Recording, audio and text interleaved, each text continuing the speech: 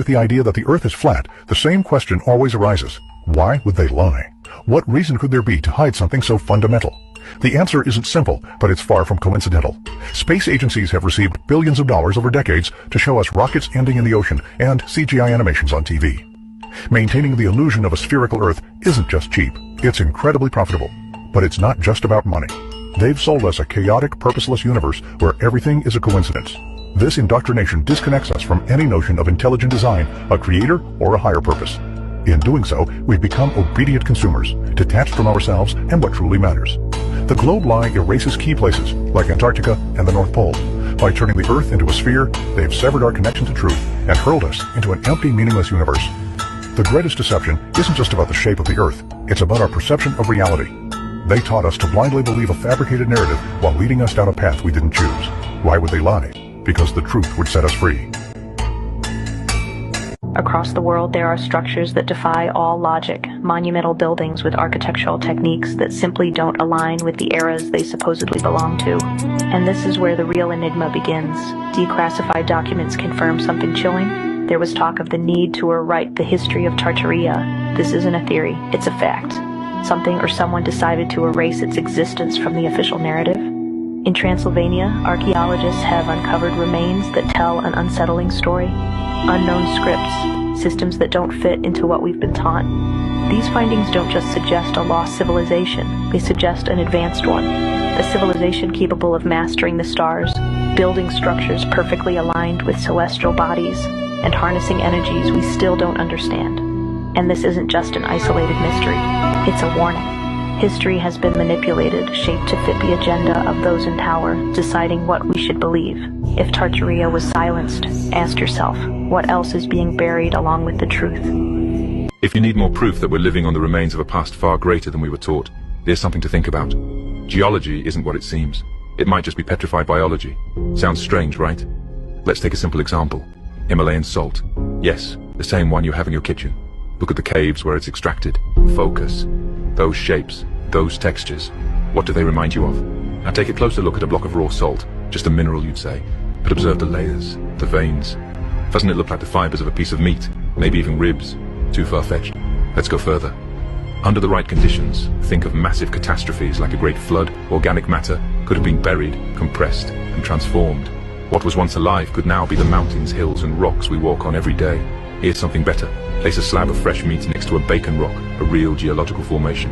The similarities are uncanny, perfect lines, matching veins, unsettling colors. Is it just coincidence? Or are we ignoring the obvious?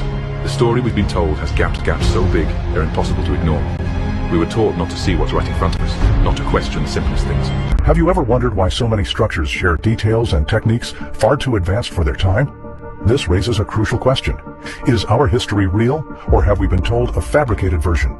There's a fascinating theory about a colossal empire called Tartaria, a civilization so advanced that its technology and knowledge surpassed even our current standards. Some believe they were the true builders of wonders like the Great Wall of China. What's most surprising is how these structures defy the architectural logic of their time.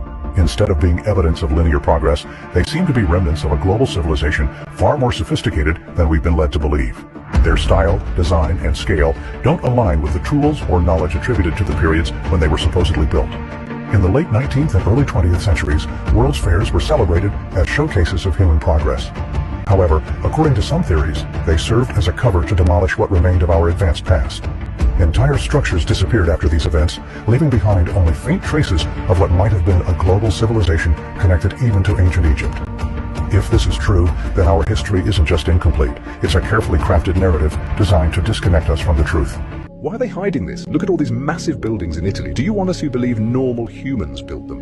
And why are there giant tombs in Italy that nobody talks about? There's an unbelievable explanation for these enormous structures, and it's going to shock you. The island of Sardinia wasn't just home to ancient people, it was inhabited by giants. Ancient texts reference huge beings, saying that giants once roamed the island and built massive stone towers. But here's where it gets really eerie. Hidden reports suggest that gigantic, human-like bones have been discovered in these tombs. Mainstream archaeology claims these bones belong to the Nuragic people, but some believe they are the remains of an ancient race of giants. These giants are linked to a civilization called the Nuragics, which lived between 1900 and 730 BCE. They built the Nuragis large stone towers and the incredible giants' tombs Giants' tombs, or tomba dei giganti, are megalithic graves scattered across Sardinia. Even today, local legends speak of giants with enormous strength and advanced knowledge. These giants supposedly constructed the nuraghes and other megalithic structures with ease. Did you know there's evidence of a worldwide culture that existed in the distant past? And I'm not talking about wild theories. This is evidence you can see everywhere. You don't need to be a historian or archaeologist to notice it. It's right there in your city, in Sydney, in London, in San Francisco, all over the planet. Here's the thing, once you see it, you can't unsee it. Look around, take a closer look at the buildings in your city. Why is this building here? Why is there an identical one in the Philippines or in Japan? Japan's borders were supposedly closed for centuries, weren't they? So how do we explain this? In every corner of the world, we find what they tell us is Greco-Roman architecture. But is it really Greco-Roman? Or is it something much bigger? We're talking about a worldwide culture, a civilization that connected the entire planet in a not-so-distant past, and the evidence is there, waiting for you to see it. The truth is hidden in plain sight, woven into the architecture, the symbols, and the stories we've been told. But is it the truth, or just the version we're meant to believe?